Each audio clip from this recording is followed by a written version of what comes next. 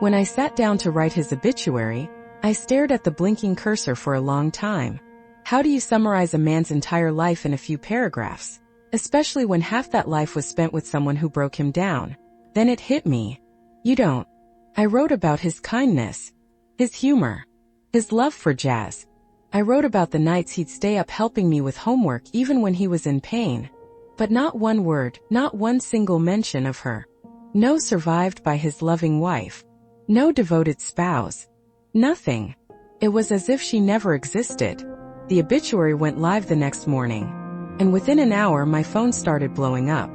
Friends, family, church people, all asking the same question.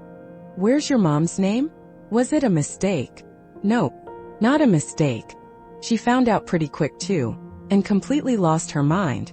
She called me screaming, voice cracking through the phone. How dare you embarrass me like this? People are asking questions.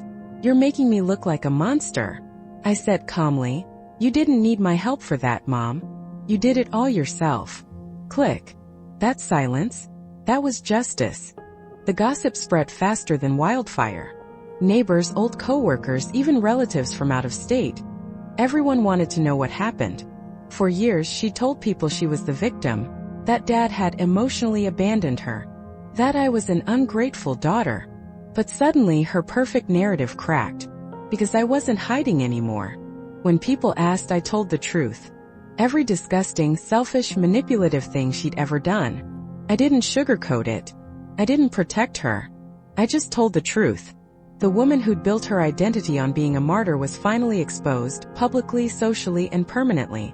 Her victim complex? Gone. Her reputation? Shattered. Her mask? Ripped off. And all I had to do was leave her name out. When she showed up at the funeral, all dressed in black, crocodile tears and all, people avoided her. They whispered. They stared. No one bought the act anymore. I stood there watching her realize she'd lost the one thing she valued most: attention. Her entire life, she wanted to be seen as the grieving wife. But now, she was invisible. And that's when I knew my revenge was complete. I didn't need to yell. I didn't need to fight. All I had to do was tell the truth, and let it burn. I spent years in therapy learning how to survive a narcissistic parent. And the truth is, the best revenge isn't cruelty. It's clarity. It's finally being free enough to stop protecting the person who hurt you, and to let the world see what you've always known. If she didn't want to be exposed, she shouldn't have given me a story worth exposing. If this story gave you chills, hit that like button, and tell me in the comments. Would you have done the same?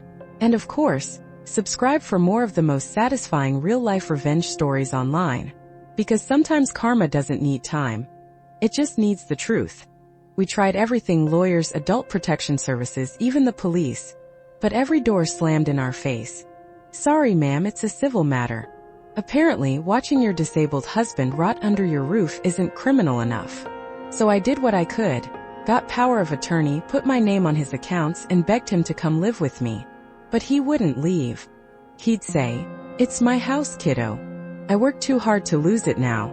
Even in his final years, he believed love was worth saving. Then came Thanksgiving 2022. Dad was weak, fading fast. So I brought him home, my home, for hospice.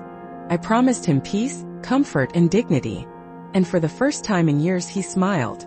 He died surrounded by love. Not control, not cruelty. Just me, his daughter, and quiet. Then came the funeral. That's where the real revenge began. The funeral director said something that almost made me laugh, if I hadn't wanted to scream. "We'll need your mother's consent for cremation." Of course. Even in death, she found a way to control him. She immediately said no. No explanation, just "he belongs to me." Like he was property. I almost lost it. But then I realized something. I could use her greed against her. So I told her, "Fine. You can keep the survivor benefits." It was a bluff, she'd get them anyway. But her eyes lit up like Christmas morning. She signed the paper without reading it. "Congratulations, Mom. You just sold your last shred of dignity for a government check." When I wrote my dad's obituary, I left out one tiny detail: my mom's name. Yeah, the woman who spent years pretending to be a loving wife. She didn't even get a line. And when the obituary went public, her world exploded. Because behind that silence was the loudest revenge I could have ever planned. If you've ever dreamed of exposing someone who hurt you, not with shouting or violence, but with cold, calculated truth, hit that like button. Because today's story is about a daughter who finally flipped the script on her abusive, narcissistic mom, and made sure the world saw her for who she really was. My dad died on December 1, 2022. And even though I knew it was coming, it still hit like a freight train. He'd been sick for over 15 years, slow decline, endless hospital visits, medications, wheelchairs. But the worst part wasn't his illness. It was the woman who claimed to love him through it. My mom. To the outside world, she played the perfect wife, devoted, patient, loyal. Behind closed doors, she was a nightmare. She used his illness as an excuse to control everything. Money, his friends, even his access to basic things like food and medication. She'd tell him, "You can't manage that, honey. You'll just mess it up." But I saw what she was really doing, isolating him piece by piece. When I visited, I'd find unopened mail, unpaid bills, and my dad sitting in a chair like a ghost. He'd whisper things like, "Don't start a fight with your mother. It's not worth it." But every time he said that, a little part of me broke. See, my mom wasn't just mean, she was cruel. She flirted online with random men, bragged about being basically single, and told people she was planning to move away and remarry. Meanwhile, she lived off my dad's disability checks and spent his savings like it was pocket change.